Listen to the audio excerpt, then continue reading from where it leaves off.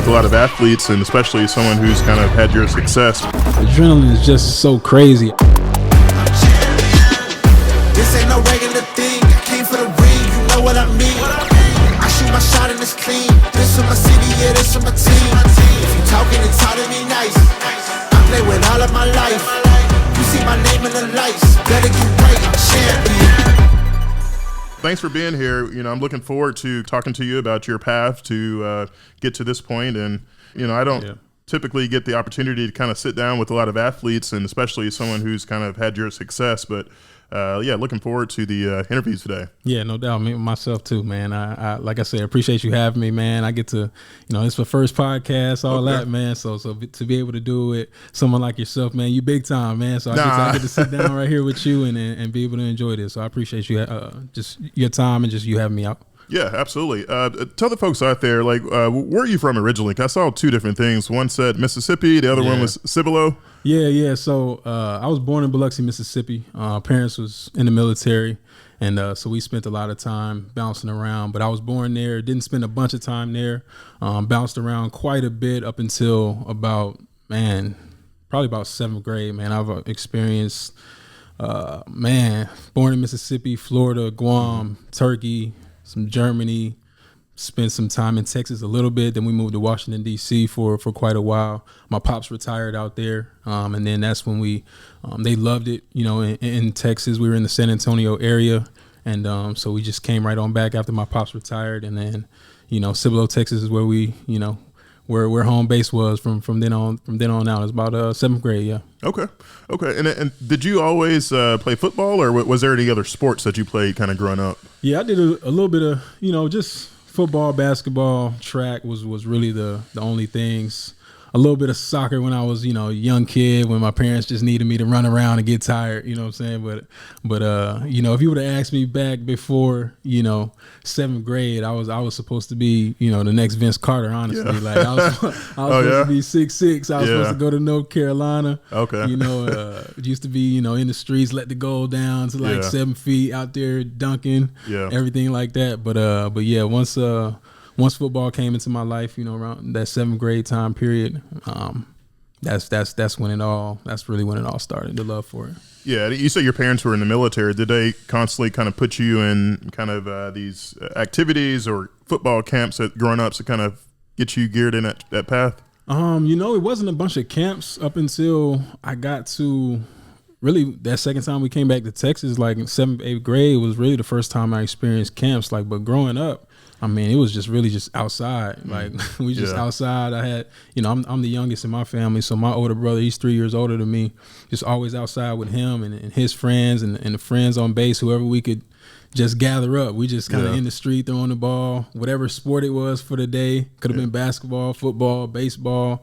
Wasn't too good at baseball, so I never continue with that. But it was just always just in the street playing around and just doing our thing. Really, that's really where the love really started at. Yeah, and then you went off to Still High School, and then kind of a standout player there. You were All-American, and at Still High School. And how was that time at Still? Man, that was an amazing time, honestly. At Still, like I said, we had just got back out here, so I went to Dobie Junior High School, went to Still. It was a brand new school at the time, and just head coach Mike Jinks, my guy to this day, man. He created a culture over there that was really unmatched.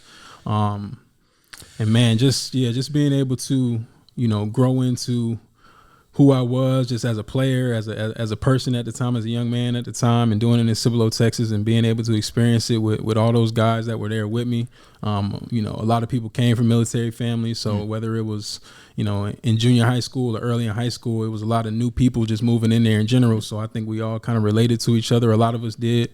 And we just became a family, man, over at Still. And to be able to, you know, become an All-American and to be able to, you know, play in the, you know, U.S.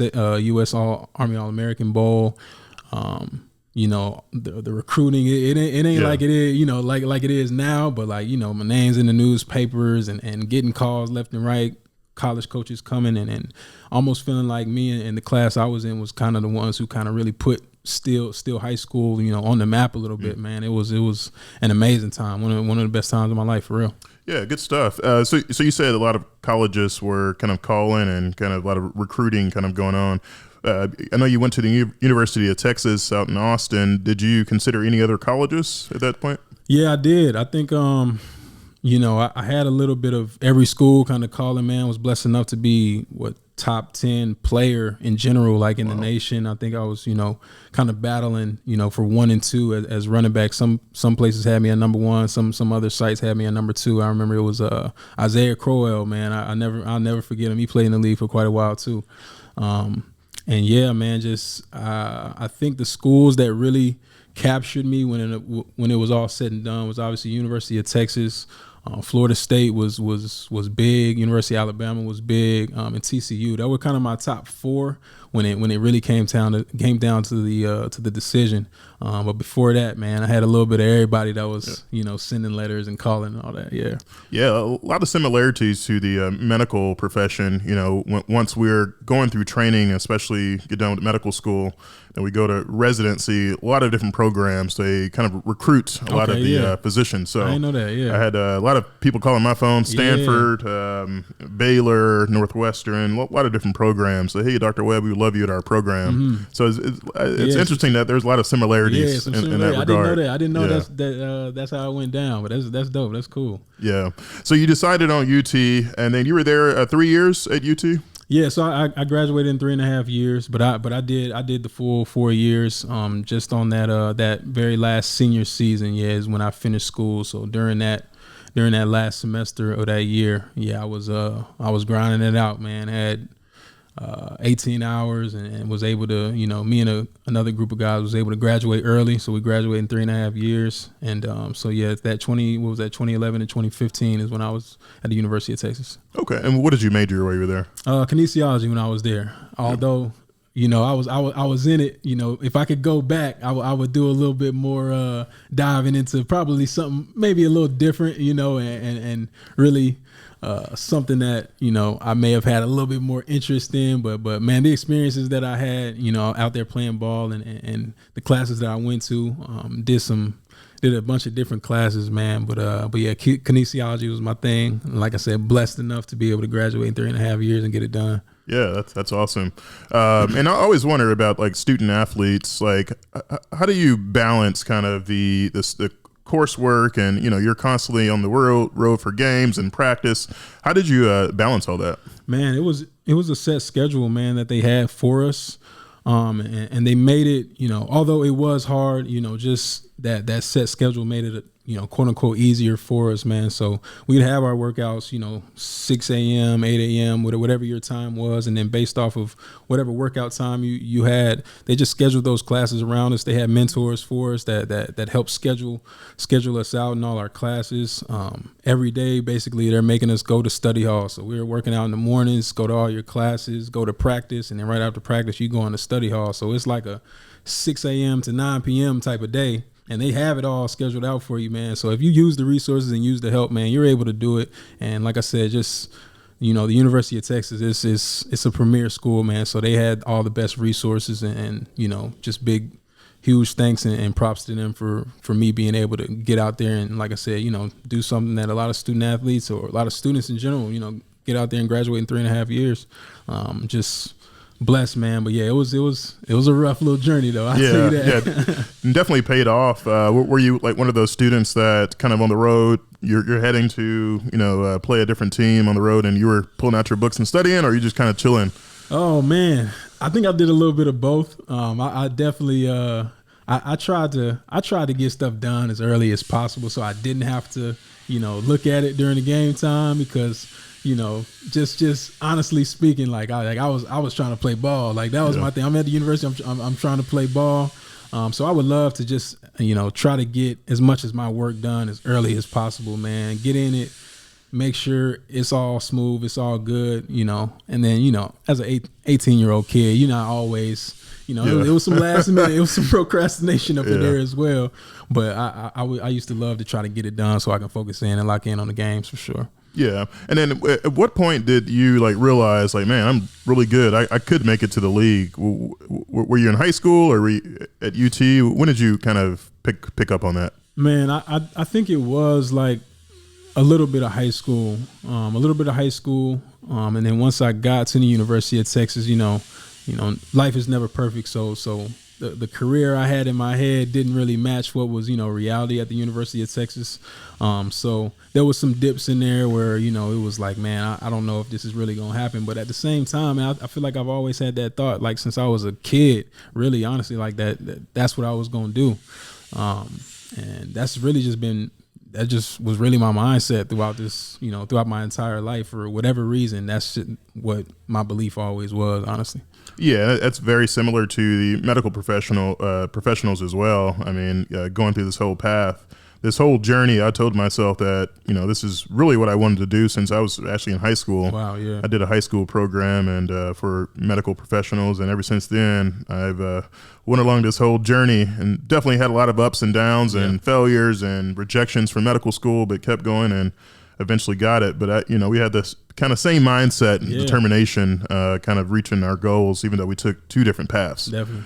And then after your time at UT, 2015 draft. Yeah, 2015 draft. Yes, sir. And then what was that process like? And then I know you went undrafted in 2015. Yeah. So really just a big waiting game. I was training a lot. Right after the season, we played in the Texas Bowl, man, and we got whooped by Arkansas, man. And like, I think that night was when I was able to, really hook up with my agent, David Mutageta, shout out to him, and then Athletes First, signed with him, was able to just hop right into training, basically like not too much longer after that bowl game.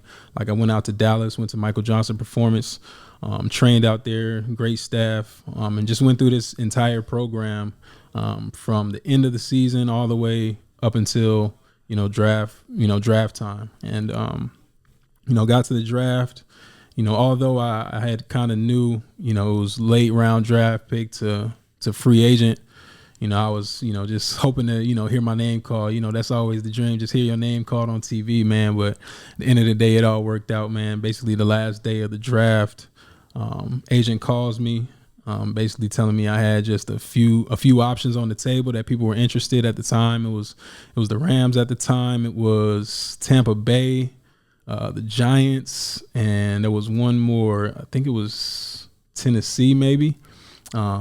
Just so happened, just kind of looked over all the rosters. The Rams at the time were a young team.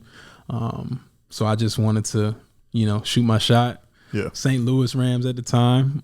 So, man, went through the whole thing, crying, all that good stuff, man. It's like a little video on YouTube, actually. Oh, is there? Like, yeah, and it's a super long video. And you see all the family at the crib and, just supporting and just, just spreading love that day, no matter what the outcome was. But yeah, ended up choosing the Rams, man, and off I was, to St. Louis not too long after that. Good stuff, man. I know that a lot of people that enter the draft, whether that's NBA or NFL, and they'll say that draft weekend, it's supposed to be a really exciting time, but man, it could be really stressful, I would imagine, trying to get that phone call. Is that how it was for you? Oh man, yeah, for sure. It was cool having like all the family, at the house and at the crib, and I lay my phone next to me, and every time that mug go off, like I'm getting mad because I'm like, my homie trying to text me. I'm like, man, get off my phone right now. You know what I'm saying? So it was it was a highly stressful moment, to be honest with you. But again, man, blessed beyond belief. And but yeah, you're right, man. It was definitely a stressful day for sure. Yeah, and I was reading a stat earlier, and this stat kind of went like this. It said making it to the NFL is an incredibly challenging feat. Out of the thousands of high school football players in the U.S., only a small fraction will advance to play at college at NCAA level. So let's say there are over 1 million high school football players in the U.S. each year. Of these, about 7%, which is like 70,000, will play at the NCAA level. Mm-hmm. And then out of those 70,000 college players, only 1.5% are eligible for the NFL draft. And then the NFL draft, they typically select about 250 players every year. There are some more that go unsigned. And then those who actually make it onto the NFL roster is less than 2%. So yeah, we forget that sometimes. Honestly, man, just such, we competitors. We want more and more and more all the time. And sometimes you gotta slow it down and realize how blessed you really are, man. So yeah, it's even now, man. It's good to hear that stat right now, just because it's like, man, okay, we really did something, man, and was really blessed. Really was blessed to have a lot of great people around and to be able to just, have the mindset to just keep going, honestly. Yeah. So I appreciate that stat right now, too. Yeah, as I said, the odds of a high school football player making it to the NFL is roughly around 0.2%, highlighting the difficulty and competitiveness of reaching the professional level. So, it does definitely takes a lot. It's, you hear about a lot of students and even my own son who kind of wants to play basketball and to make it to the NBA. Yeah. I mean, the chances of making it to that level are very slim, from like an average person kind of coming out of high school or going to college. Yeah. So, yeah, man, it's that mindset like we spoke about. Just like I said, you feel like you knew you were going to be where you was at, in high school. I knew it, from high school. So I think it's just, a mindset about it. Just a way to go about your business and having the right people around you, having the right support system. Yeah.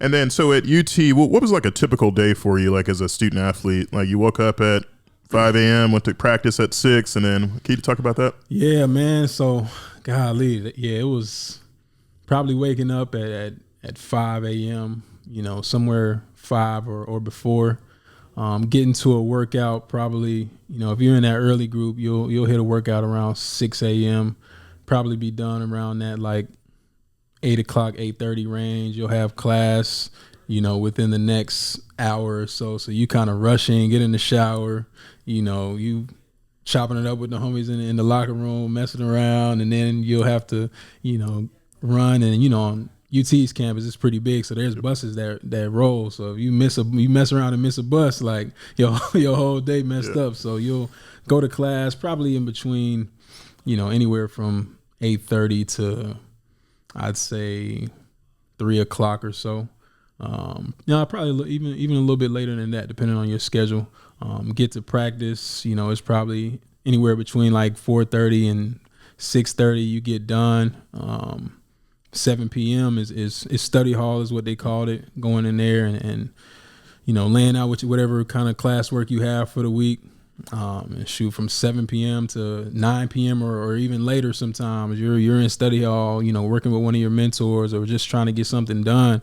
And, man, you waking up the next day and repeating that same cycle, man. So it's a grind, definitely man. A grind. Yeah. Do they have like any lectures? I always hear about a lot of college athletes sometimes getting into trouble, maybe messing around with a girl and something happening. Mm-hmm. Do they give you lectures or they counsel you guys on those things? Like, hey, here's what to look out for. And yeah, they definitely had that going on, man. We have kind of like a player personnel type of guy, player development type of guy that's always in the building and every once in a while throughout the week of practice, there may be something along the lines. It could be anything, to where right before practice, they may, bring somebody in, speak with us, or, it could be anything at any point in the week. And especially during the summertime and summer workouts, for sure, when the season hadn't started, that's when they're really bringing a lot of people in, whether it's resources or lectures and things like that. So, yeah, they had those type of people around all the time, for sure. Yeah, because I would imagine Malcom Brown walking around UT would be a lot of different looks than Antonio Webb walking around. Yeah, how was that kind of being at UT, and then did you have a lot of people coming up to you and like, hey, man, I saw you out there playing? Man, all the time, honestly, all the time. And it was crazy. I think, the craziest part about it is, it was a lot of it was like my freshman year. Like, so I'm fresh out of high school, and, being, number 1 rated running back coming into Austin. I'm from right down the street. So a lot of people already knew who I was from high school, and then to just go an hour up the road to school, like before I, played a down, at the University of Texas, I was like star status, like superstar status, man. So yeah, all the time, like random people, just coming up to me, saying all type of stuff, random stuff, man. Honestly, like I done had some silly experiences over the years, man. And so yeah, it was that type of stuff. Yeah, it happened quite a bit. Yeah. And then what was the biggest difference you noted when you were playing ball in high school versus when you got to college? Were the players like a lot quicker, a lot faster? What was did they hit a lot harder? What was the biggest difference you saw? All of that, honestly. It was all of that. I think, there was an adjustment period to where it was just a faster game. It was just so much faster. Everybody's strong, everybody's fast, and you really gotta adjust to it quick, And like I said, somebody who was at the caliber that I was at the time, like they're expecting me to come in and play. Like it's no red shirting, it's no some time for adjustment. It's like they're ready for me to play. So the faster you can get adjusted to that type of stuff, man, I mean the better it is for you. So yeah, it was an adjustment period, but I mean, as a competitor, you adjust real quick. You adjust real fast. And did you have to change up your workouts? Any work your workouts even harder? Lift a lot more. Did you have to change up anything in terms of your workouts? Yeah, man. So when I got to college, they kind of they take you through sort of an assessment and kind of personalize some things for you. So a lot of the coaches, the strength staff, they kind of know based on whoever you are, they kind of know exactly what you need to work on. So, and then University of Texas, man, big school. So they had the nutritionists and stuff there. So as long as you were communicating with them, they had things for you to do, things that you could work on. You're meeting with your strength staff, you're meeting with the nutritionist, and even your coach. Your coach is in cahoots with all of them. So they on you about certain stuff. I know. For me, it was just getting more lean. Honestly, I was a big dude. Like, they'll clown me a little bit. I was a little chubby or whatever the case may be. So for me, it was just getting lean, man. And that weight room had to be my best friend. And just the cardio was different. The weight room was different. So they just adjusted it to me and who I was as a player. Yeah. And was it as granular as like, hey, Malcom, you can't be eating that, man. You need to eat healthier. Was it down to that point? Yeah, definitely. Like we had basically a little cafeteria that we would go in that we can eat in there for free and everything. And the nutritionist, she walking up and down the line and she keeping everybody's plates and all that. Miss Amy, man, I'll never forget her. She shout out to Miss Amy. Yeah, she walking up and down the line and she making sure, and then you get to the point where like, some of us, we want to do better. So like we'll put some on our plate and then we'll try to go find Miss Amy. Like, yo, is this all right? She's like, nah, I'll take that off. Nah, you need more of this. Nah, you need more of that. So it's just, just using another resource that they had, man. And just being at a great school like that, they had the right people in place for everything. Yeah. And then, so you transitioned to the St. Louis Rams at that point. What was the biggest difference between kind of that college to NFL? Was it that much faster? Are these guys that much stronger, quicker? Yeah, man, it was just another step up with all those things. It was another step up. So, people got to realize like now you get to that point, it's guys out there trying to feed their families, so like that dad strength is like, you know what I'm saying? Like it's for real. Like this is real life. Like people are trying to feed their families, people got kids and stuff. Like people have little ones and family members that are dependent on them. So it's a whole different switch, like flip, like high school to college. Like that was a switch, but when you go into the NFL, it's like it's major, whole different level. Yeah, it's major, man, and you really have to depend on your technique. You like because you're not going to be the fastest. You're not going to be the strongest. You're always going to have somebody that does something better than you. But if you have better technique and you're more fundamentally sound and you're more consistent, that's who really is going to win the battle every time. So, yeah, it was a huge difference, like going to the NFL. What was that first time that you were – your first NFL game? What was that like? Were you nervous, walking onto that field? You see these huge guys out there. Yeah. I mean, I've been around few games, kind of been on the field. I think one of them was the Cowboys versus the Redskins. I'm on the kind of the sideline, and as they were warming up, these guys were huge. Yeah. I mean, if one of those guys were running towards me, I would drop to the ground and give them the ball. Like, what was that first game like? Yeah, man, it was insane, man. Like, I think I had, just a lot of anxiousness, a lot of nervousness. Like, you kind of reset. So you do that jump from high school, to college. And it's that adjustment period and just wondering, like, are you good enough? And then you get comfortable with that. And then it's that same feeling all over again. But to be honest, man, like a lot of the times, you hop into the game And what you'll hear, like, more you talk to athletes, is just getting that first hit out the way. So, like, the sooner I can get my first carry and get, like, tackled, like, it's something in you that just, okay, like, I'm here now. This is a game. Like, everything is kind of off the table after that. Now it's time to roll. So it's just something about, just getting your first hit out the way, or kind of fire you up a little bit. For receivers, maybe it's getting their first catch.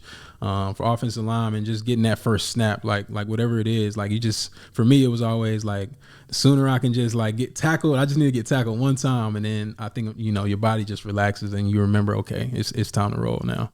I'm not sure about relaxes, but I mean, how hard were these hits? Like, you remember a time where you got hit and you was like, man, you looking around, it's like, man, I just got knocked the hell out. Like, did you remember a time? What was your hardest hit in the NFL? Man, I had a couple of them, honestly. I think the one that got me the most, Cam Chancellor caught me one time.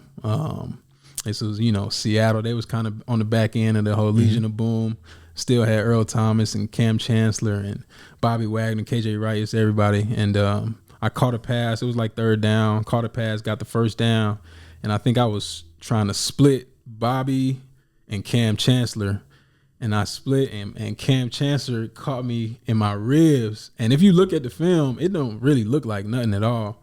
But when I tell you, for the next, like, 3, 4, 5 weeks, like, I couldn't even really laugh hard. Damn. Like, cause, like, was there a fracture there? It wasn't a fracture. It was probably bruised a little bit, but, like, man, like, that was probably the worst one. Now, I have had some ones to where, like, my feet was in the air. Like, I got hit on the sideline against the Chargers one time, messing around, and was undecisive on what I wanted to do. And Buddy caught me. I don't even remember who it was. He caught me on the sideline. My feet was in the air. You know what I'm saying? Yeah. So it's been quite a few. I remember there was another one. It was a preseason game, my rookie year, and it was during pass protection. I didn't even have the ball. Just met like a linebacker, trying to block him in the A gap, and man, that was my real intro to the NFL. Like, he ain't make no moves and nothing. I'm just sitting there just ran me smooth over the back of my head, hit the grass. Like, so welcome to the NFL. Yeah, that was my welcome moment right there. Are they talking crap out there? Like, hey, rookie, come on out here and get some of this. Oh man, yeah, for sure. They definitely talking, man. And then, the more you play, you get more comfortable. But man, you got those vets who've been playing, 6, 7, 8 years. Yeah, they talking noise. They trying to get under your skin. They know you a rookie. Like, we study people, like, study who's on the defensive side of the ball. So, like, some of these guys, like, they gonna know your name, what school you went to. Wow. Yeah, I know, like, older school, like, they'll dive deep. Like, they trying to figure out some stuff about you for real, But like, yeah, they'll know about you. They'll say whatever they want to out there. It's free game. It's fair game out there. And then, so how do you bounce back from an injury like that? Did you finish when you got hit in the ribs that game? Did you finish playing that game, or you set out? Yeah, no, I finished that game. I mean, injuries, man, you can't really even you can't avoid them playing in the NFL. But I mean, for that specific one, I think I had to rock a little rib pad for a little bit. And it's just this one that forms to your body, but it hardens up almost like a little cast. And for that specific one, yeah, I just had to rock that for a little bit. Is it one of those things where, like, hey, they notice that Malcom Brown, he's kind of holding his ribs, so I'm gonna go right at that rib again on the next play? Is it kind of dirty like that too? Yeah, you got some. I've seen some videos of some people kind of putting their fingers in people's eyes on the ground and stuff like that. Yeah, you got some stuff like that. I think now it's getting better, especially when you talk about player safety, and a lot of the players, we know, like, this is our livelihood and stuff. So you're not taking a crazy amount of cheap shots like that. But at the same time, yeah, you'll experience it a little bit for sure. And then I read another statistic that stated that, like, 1 or a quarter of NFL players throughout their career, I think it was almost 50%, have used, like, opioids or narcotics and things like that. Did you have any thoughts on that, or what are your thoughts on kind of opioid usage in the NFL? Man, I understand it. Yeah, there was, times where I've had to, healing from injuries where I've had to take in some, but I think at this point in my life and really later on in my career, like, I was all about just trying to heal naturally. But yeah, it's Man, it's a tough subject because like some of that stuff can depending on who the person is, man, and it can do some long term damage or whatever the case may be. But yeah, I definitely had to experience some of that and having to take some of that stuff because there was certain injuries that you have to where that's kind of like what they had for you and the best thing, what they say they had for you. So yeah, I've had to take some, throughout my career. But like I said, later on in my career, like I was trying to steer away from it a little bit. Yeah. And then, so you've had a few injuries in the NFL in your time playing ball. Mm-hmm. What are some of those injuries that you've had? Man, golly, we'll be here all day if I talk about all of them. But honestly, like just some of the ones in general, like I can start, I guess, from my neck down. I've had, like, if we talking just NFL career, pinched nerves, both sides of my neck for sure. Like those stingers where, get that numbness all the way down to your hand. Man, I done had that happen, man, at least 15 of those for sure. Wow. Like 15 of those. Probably the worst injury I've had, the most significant one. I actually dislocated my clavicle before. Actually went inwards. I think that's like a sternoclavicular dislocation. Yep, exactly. Okay. Exactly. Yeah, we really don't do any. Those can be very dangerous just because right behind there it's a huge artery that runs right behind there. Yeah. So we typically, to fix that or reduce that, we have to take those patients to the operating room, and we have to have vascular surgeon on call, because if you pull on that clavicle and try to put it back in place, you can tear that artery, and then they just bleed to death. Man, I'm telling you. So did they treat that non-operatively without surgery? Yeah. Okay. No incisions or nothing like that. They had to go in and take whatever the tool is, almost like big prongs, and grab it, pull it forward. And it's funny, like you saying that, I remember when it happened, right before they put me to sleep, they told me that. And I'm y'all gonna tell me that right before, what I'm saying? Right before I go to sleep. But yeah, that was probably the worst one, honestly. I remember we was in Detroit, man. I remember getting hit in my shoulder. I kind of felt like a shift just up here. So I didn't, adrenaline's going crazy, but I felt something and I was still up at the time. So I kept running, got tackled, landed on my shoulder, and felt a little bit more shift. Adrenaline still going, but I knew something was up. And it's funny, like I was like under a pile a little bit. And my homie Quandre, he was playing for the Lions at the time, and we went to school together, went to UT together, same class and all. And he like in my face, like under the pile, talking noise, like talking to me, like yeah, it's all day, fat boy. Like he always that's his thing. Like, and so he talking noise, and I couldn't even halfway laugh because I knew something was up. So I get up and I'm walking back to the huddle, and I'm like moving around. I feel kind of like some clicking and moving, and I'm just I knew something was up, but adrenaline is just so crazy. I didn't really know. So I get back into the huddle, and it's like soon as I hit the huddle, man, I just start feeling crazy amount of pain.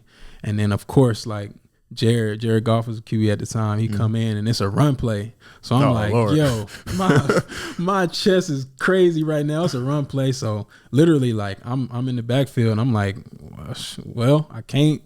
You know what I'm saying? Like, and I was that type of guy. I probably should have went down, but I was that type of guy. I was like, man, let me just run this play. I know something's wrong. It hurts.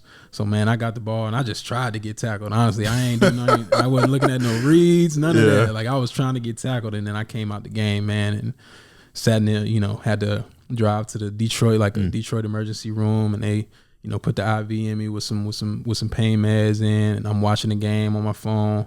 Had to call my parents, all that. They told me what it was. Had to take the flight back to LA from Detroit, just with the sling on. And when you're on the airplane, I think that messes with inflammation in your body and everything. And so I'm just in pain the whole plane ride.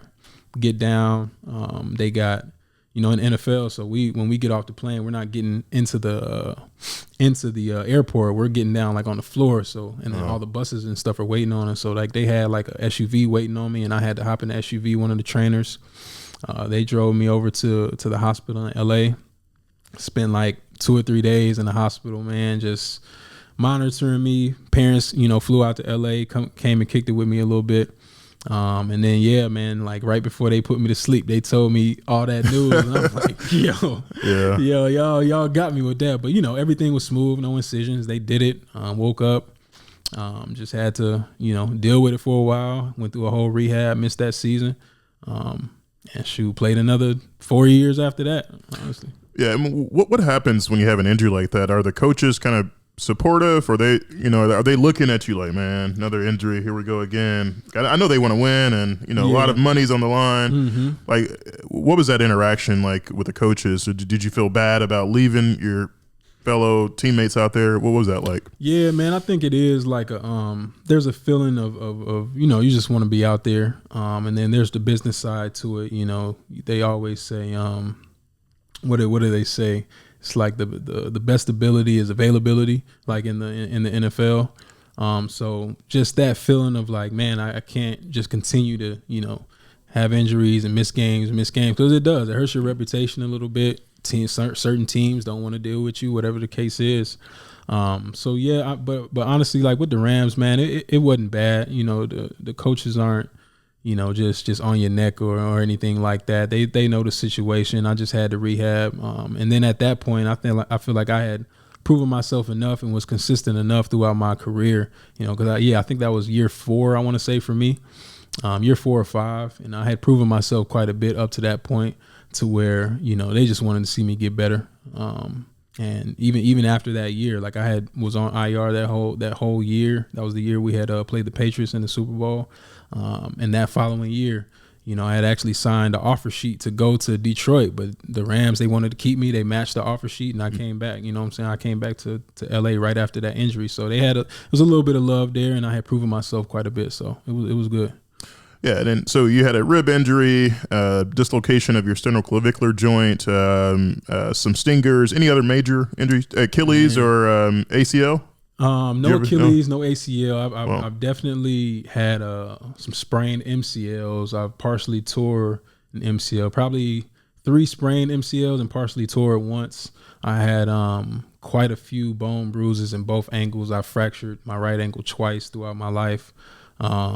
Turf toe injuries, dislocation of fingers, pinky broken. I had to stick a pin in my pinky for almost like 7-8 weeks or something like that. And then I think the other major one was what is it? You'll know, rectus femoris. Okay. I had tore that. Tore that about like 90-95% off the bone, and that was my time my 1 year in Miami.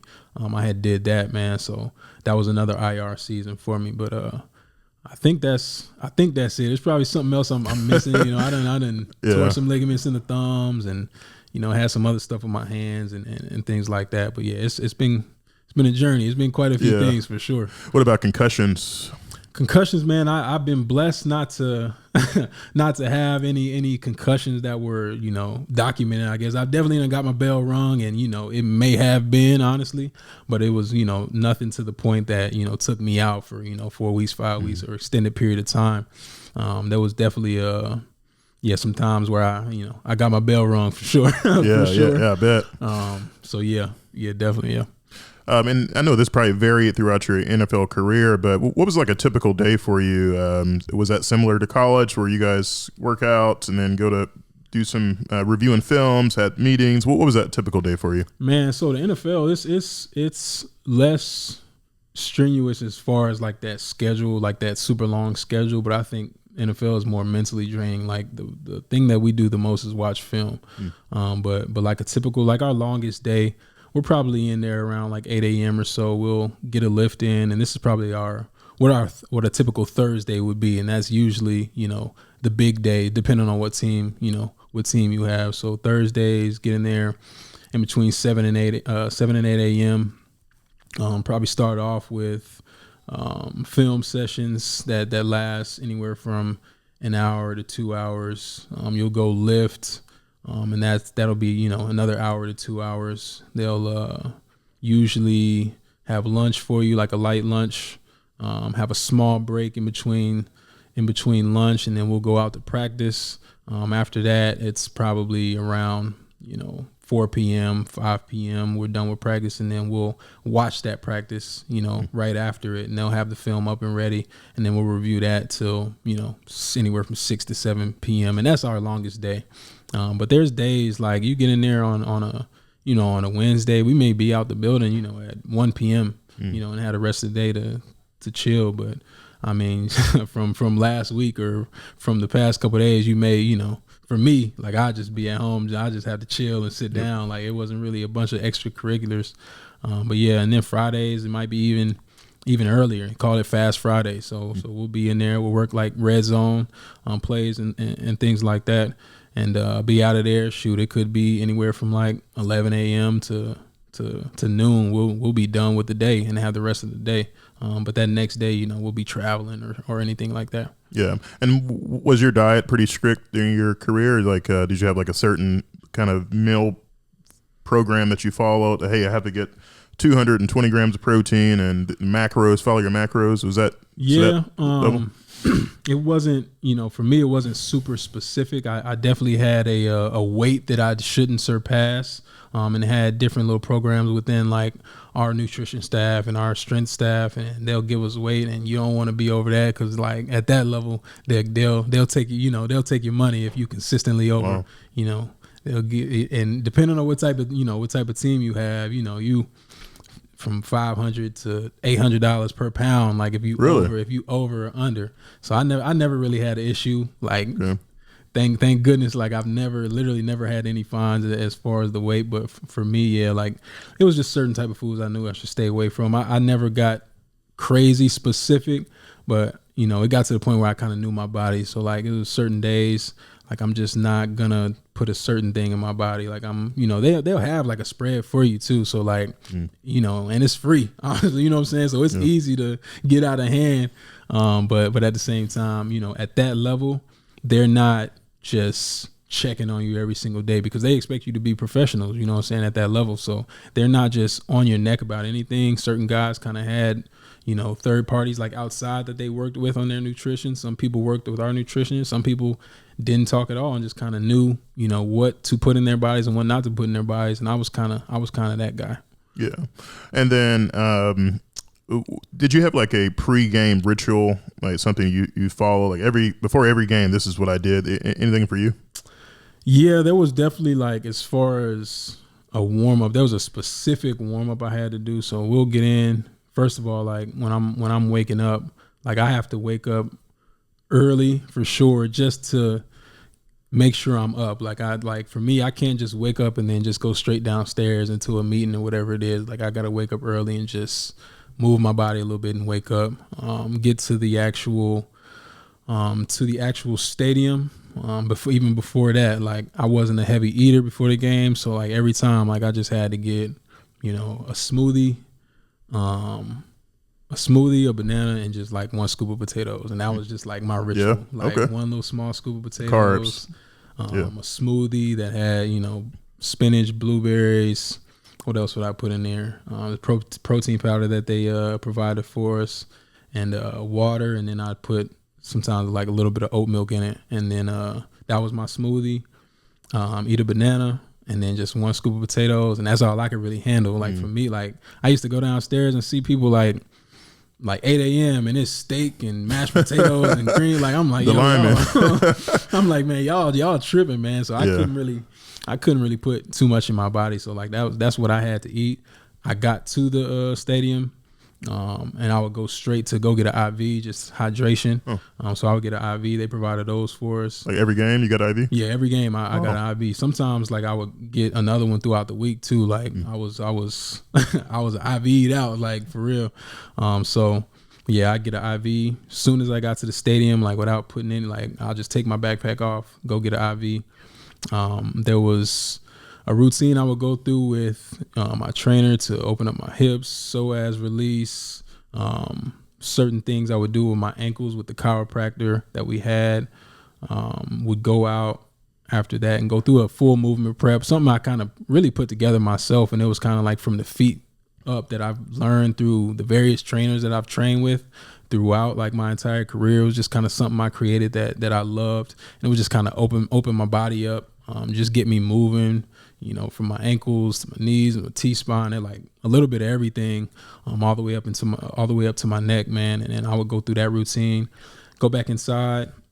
I would just really sit down and kind of decompress for a little bit, get my prayer in, call my baby girl on the phone and my fiance, girlfriend at the time, and And after that, I would roll out on the foam roller after that, get up, get dressed. I didn't have no super crazy ritual or nothing like that. It was just go ahead. What were you listening to? What's in your headphone at that time before a game? What amps you up? Lil Jon, the East Side Boys, Lil Beat Mill. Look, at that time, I think I was on a lot of probably Wale. I was probably on Thug and Future. Yeah. I think Thug and Future is what really had me tapping into kind of like that savage, like that mindset. You gotta get in that mindset. Yeah, because that's like, man, it's war out there for real. Like I told you, it's people out there fighting for their kids and stuff. So like everything it's missiles flying out there. So yeah, like I would definitely tap into Thug and Future a lot, to be honest with you. If I had to just choose like two, those are the two that I would tap into. And then how was it? I imagine it's pretty stressful to like one day get a phone call, hey, we're trading you to the Arizona Cardinals, or you're going to this team here.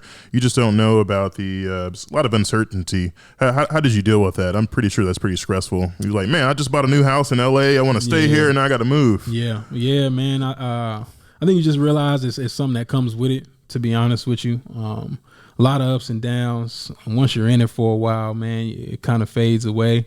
And you just kind of stay ready, man. Like mentally, you just got to know, honestly, like no matter who you are, what you're doing. Like honestly, like I had a conversation with somebody, they broke it down pretty great.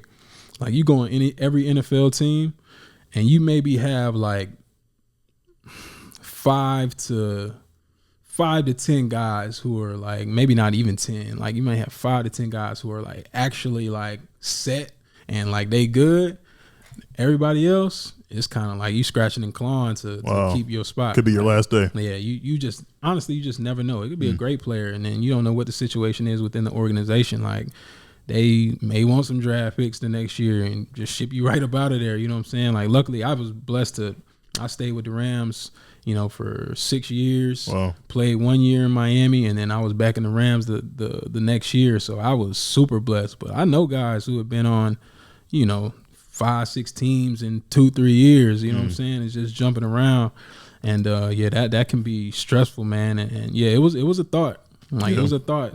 Yeah, definitely. A lot of the time, like especially my rookie year. I spent my whole rookie year on practice squad, and I'm seeing guys come in and out of the locker room like, trying out for the team weekly, you know what I'm saying? Like, so they come in, somebody gets hurt. They may have to just cut you just because they need, like they'll cut a running back just because they need an extra safety. You know what I'm saying? So you literally never know like what's going to happen at all. So yeah, it was stressful and it's constant, but it's something honestly, you kind of get used to it a little bit. Yeah. How important do you think like the right attitude or just having a lot of connections and just when you get to a certain team, everybody, you're a likable person. How much does that come into play? Man, a whole lot. Okay. A whole lot, honestly, because, towards the end of my career, I felt like there was probably, at least, 5 different teams that I probably could have called. And if I would have told them like, hey, I'm serious about it, like I could have went, because you never know. Like you have to be a likable person, because that's almost half the battle. Like maybe if not more than half of the battle, because, throughout my career, just spending with the Rams, like if I can think about it now, like you have, Sean McVay obviously was like one of the hottest out. We have one of the OCs that we had, Matt LaFleur. He goes to Green Bay and now he's the head coach. We have Matt Taylor. He goes to Cincinnati and he's the head coach. You have Kevin, man. Kevin, he's the head coach with the Vikings. My running back coach, he's the running back coach right now at Tampa Bay. We have another OC that we had. He's at Tampa Bay. Like, so if you're a likable guy, now you have connections all throughout the NFL. Like my favorite special teams coach ever, man. He's with the Dallas Cowboys like right now. And we had conversations at one point, and he was like, man, like I'm a fight for you to get over here. You know what I'm saying? When I had like my free agency coming up. So that's like Man, maybe more than half the battle. It's huge, man. Yeah, very similar to the medical field. A lot of different connections. It's really about who you know in terms of kind of getting to a top spot or getting to a top program, or even becoming a neurosurgeon or a plastic surgeon. It's really a lot of times about who you know and just making those connections. You mentioned that at UT there was a player development person, or they kind of work with you about character and development. Was there someone like that in the NFL that talks about kind of the financial aspect? Like what age were you when you got to the Rams? 20, 21 at time. Yeah, so 21. 22 is kind of when you start to get into the league. Yeah, so I can imagine being a 21-year-old, and I know it probably not that first year, but maybe that second or third year when all the big money starts to come in. Was there someone that they kind of say, hey, this is what you should be doing for financial planning and all those things? Yeah, there's some guys that do educate you a little bit on it. I know, especially during your rookie year, man, like they have, depending on the team you're on, like every week they have people coming and talking to you, whether it's that player development guy himself or a resource that he's reached out to come to our facility to speak to us, whether it's about finances, how to save, how to invest, how to do whatever, and luckily I was able to hook up with my financial advisor through connections around the city. But yeah, they provide a little bit of everything. And if they don't, know the answer, they can connect you with somebody. And depending on the team that they're part of, some player development guys are better than others. I was blessed to have some cool guys like throughout my entire career with my guy Jock, man, and Caleb Thornhill when I was in Miami. So it's yeah, man, it can be a whirlwind, especially for a young guy. And even if they don't apply it, right then and there, they hear it enough and see some of the, the OGs in the locker room, moving the right way, it'll usually click, like for a lot of the guys. Yeah, and you don't have to get into like specifics, but was there anything kind of when you first got into the league that your financial advisor said, hey, this is what you should be doing? I would recommend saving like 60%, or I would invest in this, or look into real estate. Do you remember anything that they kind of geared you towards? With my personal one, like, yeah, it was definitely, starting off with, the typical stocks and bonds. Okay. Like that was starting off. That's kind of what you want to do. And then you kind of start to educate yourself about REITs and real estate and just a bunch of different things, honestly. And you kind of just got to see what you gravitate toward. Like I know guys now that they're strictly locked in on the stocks and bonds, and that's just what they like to do. And they may, have one or two properties, and that's all they want. They like the market though. Like that's how they move. And then some guys, they hate the market. You know what I'm saying? And they want to invest in businesses and real estate and whatever it is. So yeah, it's just kind of depending on the guy that you have. But yeah, my guy's been great. My money has grown every year. Through the stocks and markets, and then any type of business opportunities or real estate comes up. Even to this day, I've had my same guy, Jay Gibbs, man, like since my rookie year, and he's done me no wrong. I'll ask him advice on certain things. If he knows the answer, he'll hook me up. If he doesn't, he'll try to find one of his connections to educate me a little bit, man. And it's an ongoing learning process. Yeah, absolutely. It's definitely ongoing. We talk about in medicine, it's delayed gratification because to become a surgeon, it's like 15 years of school. Oh, wow, yeah. And then you get to the big money. So, people always talk about financial literacy and just making sure that you set yourself up for the future. And that's the first thing that I did when I got into practice, was made sure that I'm doing things that's going to set me up. Because I know I won't be in the medical field for the rest of my life. At some point I'm going to exit, and I want to be able to be financially secure. So for me, it's been real estate, buying a lot of real estate and properties, and then also kind of investing in like index funds, stocks and bonds and things like that. Do you remember what your biggest purchase was when you first started making money in NFL?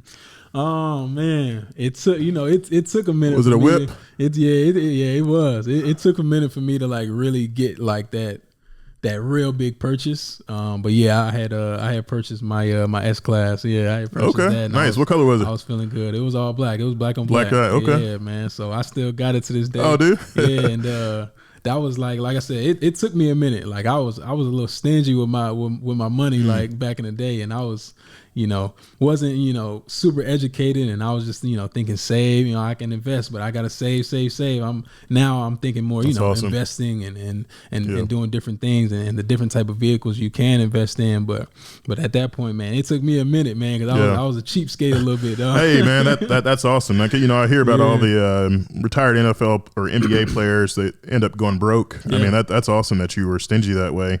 What's been most difficult for me is, when I got out into practice, started making money, was a lot of family members calling me. Friends, hey, Dr. Webb, or they'll call me, hey, don't call me by my doctor, call me by my first name. Doctor now. How did you deal with being in the league and you have people calling you don't know what their true intentions are, and how did you deal? Were you like the person like you can just easily say no?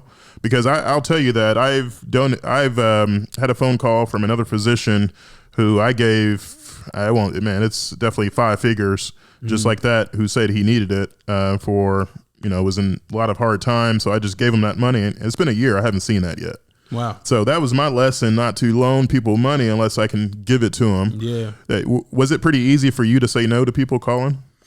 Oh, man. Honestly, like the tactics that both my financial advisor and in our those rookie meetings that they would have us do, the tactic was, and it actually has worked a lot. They would tell us, anybody reaches out to you, just some type of opportunity or some type of money, whatever it is about money is, you basically tell them like, hey, I'm gonna talk to my financial advisor about it. If they ask again, you tell them, hey, speak to my financial advisor. Like if he has anything, like we'll let you know. And then Smart. At that point, either that's already your guy that says the no for you, or they're just not going to call because they intimidated to even talk to a financial advisor. Smart. So like that was kind of like the advice I always went with. And I ain't gonna lie to you, Dr. Webb, like I was pretty good at ignoring people. Sometimes you have to be honest with you. Yeah, that's awesome. For real. Yeah. The average NFL career for a player is about, I think I read 3.5 years. I think in the NBA it's 4.5, and in the MLB it's like 5.5 or 5 years, 5.4. You were in the NFL for 8 years total. Yeah. Well, what do you think led to your kind of longevity in the NFL?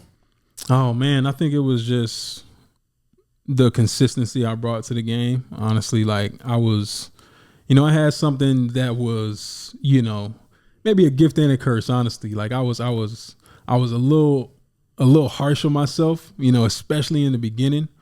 And I was super locked in, man. Like I just, a lot of off-field stuff I didn't do. And I was just like, I was obsessed. I was obsessed, like with doing good and not messing up and things. But I think the gift and curse part about it is like I was so locked in, like that I brought a certain type of consistency to my game. And coaches were fans of that, you know what I'm saying? Because I brought it all the time.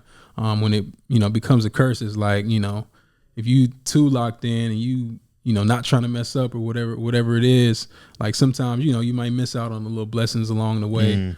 You may like, you may not even play like your full potential just because you just a little bit too worried, like don't mess up, like you got to do good. So it's a gift and a curse, but like I think that's what really played a good part in it. I really just wish I would have balanced it out a little bit more, but at the same time, like if I wasn't locked in early on, would I have played 8 years? So that thought goes back and forth, man. But I think just the consistency like I brought to the game like on a daily basis, just as a player and as a person. Really is what created that for me. Yeah, very similar to the medical path. I mean, I remember losing a lot of friends along the journey, just being in my room studying for 12, 14, 16 hours a day. And you have to definitely make a lot of sacrifices. And that's a common theme that I'm seeing on this podcast, interviewing very successful people, is that they're very obsessed with their path and with their goal, and there was really going to be nothing else that kind of got in their way of reaching that goal. So I definitely applaud you just for the consistency as well as the persistence and kind of achieving and staying kind of top tier, kind of the highest level of being in the NFL. That's pretty, that's very commendable. Man, appreciate that for real, man. A lot of long journey, long road, but man, I'm probably, I say it 100 times, man. Just super blessed, man, how everything played out for real. Yeah, and can you talk a little bit about the transition, you playing your last NFL game to the kind of point, because where you're at today, I would imagine you've been playing football all your whole life. I'm pretty sure you miss it. Football season's about to start again, an NFL season. Like, how was that transition? Was that pretty tough? Yeah, honestly, for me, it was a little bit. Once I got done, I basically spent, this entire year, not the full year, but most of the year just decompressing, honestly. Like, first you kind of got to get over the fact that, like, your body is just banged up. Yeah, you're beat up, and then it's that mental aspect that, like, you're okay.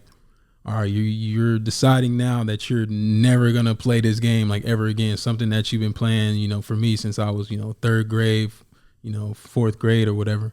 It's definitely tough. And I'm still kind of in that transition mode, to be honest with you, and still working on things with, with myself to continue to just grow as a person, outside of the game. So it's, it definitely has its challenging moments, but I think it just goes back to, the support system, at this point, I'm back here in town, my family's right down the road, and my fiance, my baby girl, a lot of my friends are still around, in the vicinity that I've been friends with since junior high school. Man, it's just it's really like a daily thing, man, a daily journey that you just got to lock in and just find out your next purpose or your next passion, whatever it is. Yeah, I would imagine. And, I see you're doing a lot of great things in the community, especially with the Malcom Foundation. Can you tell us a little bit about that? And tell us a little bit about your nonprofit. Yeah, the nonprofit, man, what we really like to focus on is mental and physical health. Obviously, just growing up in sports, man, just knowing how, your physical health leads to mental health, man. The old saying, man, healthy body leads to a healthy mind. And that's something that I just really focus on, like being a part of, a team and some type of physical activity. I think is great for everybody. Just me being a part of the game of football. You got so many different backgrounds, so many different races and religions and mindsets coming to just achieve a common goal. And that's the type of thing that I kind of want to bring within this foundation, man. Is just bringing the community together, no matter who you are, just an all inclusive, like, just mindset throughout this entire foundation. Whatever activity that we think of or partner, with, I just want it to be something to where it can just bring the entire community out, man. Like you've seen, like our football camps, man. It's just whole city of Cibolos out there. We got people from Austin coming and Houston and New Braunfels and all type of people just coming, and it's just love out there. And that's just what I'm about, man. It's just bringing people together to just have fun and connect. And that's really what the foundation is about, is just changing our perspective on just the world and life and connection that you can build with somebody that is so much different, from you, and doing it through, physical activities or whatever we do, mental activity. We want to get, start to expand and do more than camps and do certain workshops and everything. And that's just a continuous, learning curve that we have to learn throughout the team that we have in our foundation, man. So we're just continuing to just try to grow it, think of more workshops that we can do, connect with more people, and just continue to grow, man, and just spread love, man. That's my biggest thing, is just, I'm super big on just love, man. Just loving yourself, loving your soul, just loving other people and servicing other people. Awesome. And then what other kind of big projects or anything else what's next for you? Oh man, what's next? I do have a couple investments that I've made. All in all, I think, I'm just kind of in this time of rebranding myself, making sure every day I'm looking at that guy in the mirror and making sure I'm working on me. I think that's the very first step, man. I actually entered this, 6-month engagement with a business coach, man, and we're going to start to rebrand who I am, man, and remember that football side of me, but also start branching into different things, man. And I've been blessed enough to be able to invest in a few businesses now. I think real estate, like yourself, is going to be my biggest thing that I want to dive into. That's very first. My fiance has a wellness spa that she opened up out here in town, Holistic Elements. Yeah, where can people find out about that? Really, a lot of Instagram right now. She's also on Vagaro as well, to book. But you go in and Instagram Holistic Elements, and it'll pop right up. Yep. A couple other things, man. I do have to give a quick shout out, but I have to give a backstory on this one, because when I tell people this, it's different. I have a whole different perspective on it. So my real good friend, man, Justin Sanders, he's I've known him since 8th grade. And he's come up in this industry, before me or him, had any dollar to our pocket. So I know his intentions. I know how he carries himself and how well, he's really trying to break into this industry and what he's trying to do, man. And so me and him, we actually partnered up, and he's actually in the funeral home business. Wow. So I'm in that business, and it's somebody that I love and trust. And I just have a whole different perspective on that industry now. It's very untraditional. So when I do tell somebody, it's different. Yeah. But the perspective I have on it now, where Justin has explained to me, man, is giving that, just giving that experience to whatever family it is, with their last moments, with their loved one, man, to really celebrate that moment, celebrate that person, and giving them an experience to just to remember, man, just because, obviously families are going through grief and going through some tough times. So to be able to handle a family with care and really love on them and give them the perfect experience on what they want, the last time they see their family member, man, it's really lovely how he handles himself, man. So that's the other venture I'm in, man. And then just have a couple other things, man, a few private equity investments that I'm in. I'm completely hands off, but like I said, man, I'm just trying to look in that mirror every day, and just work on me first, work on loving me, loving my soul, man, and seeing what I can do to just spread love in the community, man, and just place my hand in the community wherever I see fit, honestly. Yeah, you're doing it the right way, man.